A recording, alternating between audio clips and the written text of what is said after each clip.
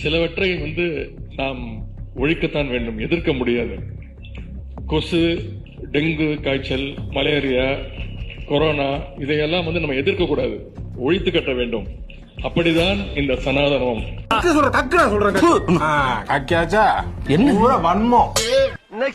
நம்ம இன்னைக்கு பல்வேறு பகுத்தறிவு பிரச்சாரங்களை செய்து கொண்டிருக்கின்றோம்.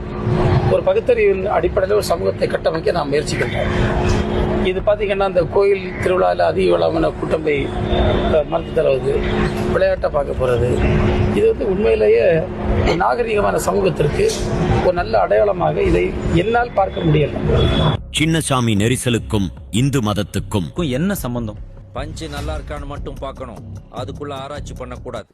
நெக்ஸ்ட் 100 வருஷ கோயில் வச்சிருக்க இதே டிஆர் பாலு எங்க ஊர்ல எதிரி தொகுதியில சரஸ்வதி கோயில், லட்சுமி கோயில், இன்னொரு கோயில், சரஸ்வதி, லட்சுமி, இன்னொரு கடவுள் பார்வதி கோயில். இந்த 3 கோயில் என் தொகுதியில ஜிஎஸ்டி ரோட்ல பாத்தீங்கன்னா 3 கை கட்டிப்பாங்க, அந்த இடத்துல இருக்கு. இந்த 3 கோயில நான் தான் இடிச்சேன். ஆனா இவ்வளவு பேசிட்டு ஓட்டுக்காக வெக்கமே இல்லாம வேலை தூக்கிக்கிட்டு வந்துருவாங்கல்ல. இதான்டா திமுக, இதான் திமுக, மறந்துடாத.